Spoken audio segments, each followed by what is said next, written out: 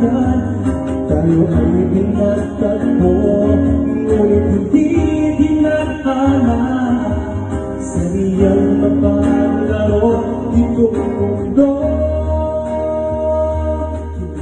Murang kapit na hirap